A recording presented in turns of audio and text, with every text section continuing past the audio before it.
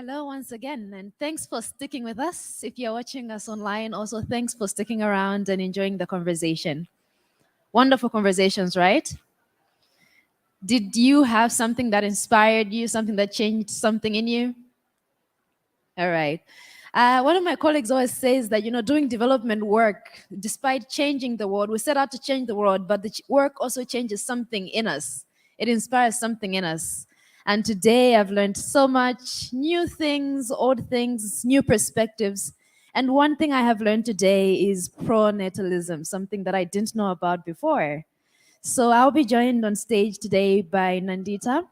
She's the Executive Director of Population Balance, and she'll be talking a little bit about her work, but not so much the work that she does. She will talk about the work tomorrow. Today, she wants to talk about something she's deeply passionate about, which is pronatalism. Please join me on stage, Nandita. Thank you.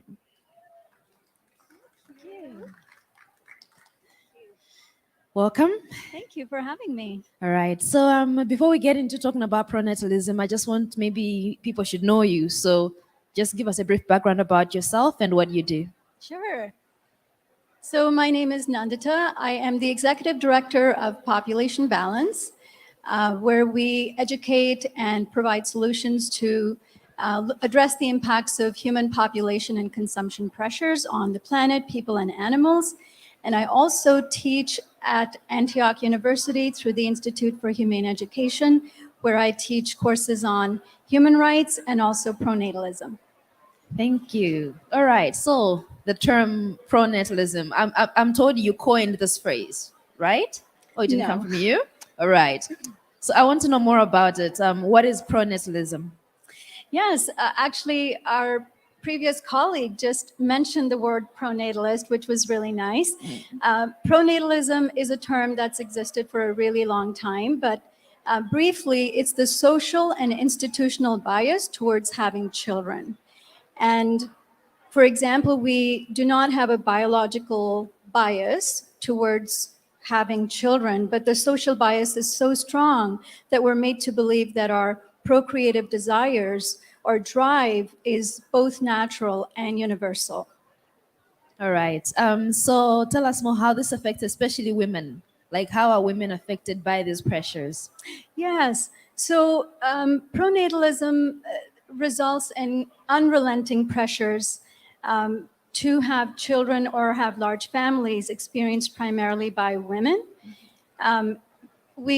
Research shows us that there is just like all of our other human desires, there is a spectrum of desires when it comes to our procreative choices. It's a spectrum where there are people who have authentically a desire to become parents and embark upon that journey.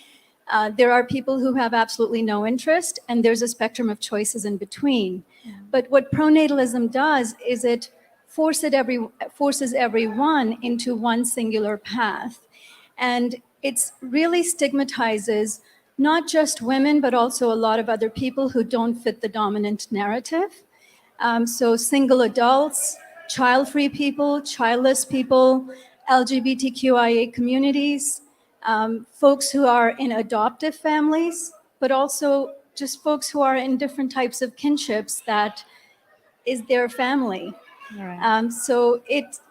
The other aspect of pronatalism's harms is it undermines reproductive autonomy and allowing people to really make choices that are meaningful for them. And it undermines, for example, parents who are struggling or regret the decision and experience physical or psychological trauma from childbirth or being parents.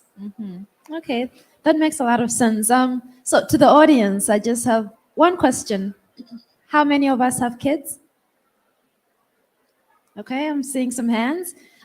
Just something to think on. Do you feel that you had kids because it was your choice, or there was some social pressure, or you were just doing what you had to do?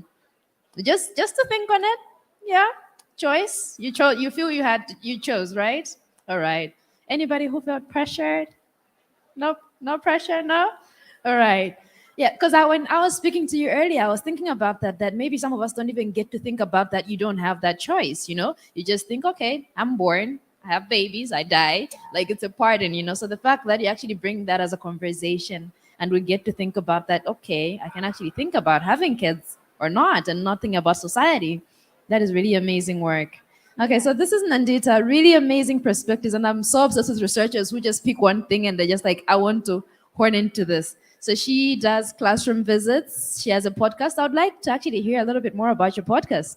What is your podcast and what do you talk about? Yeah, so the podcast, I run that through my work at Population Balance, and we interview experts in the area of population, pronatalism, parenthood, non parenthood, climate change, ecological economics, really everything that has to do with people, planet, and the animals. All right. So everything we cover, but really in the area of reproductive rights and justice. All right. She also has a graduate course, so Nandita is just amazing. And she will be sharing her story tomorrow on the same live stage. So if you'd like to join that, please feel free to join us, whether it's in person or online. Thank you so much for joining me, Thank Nandita. you so much for having me.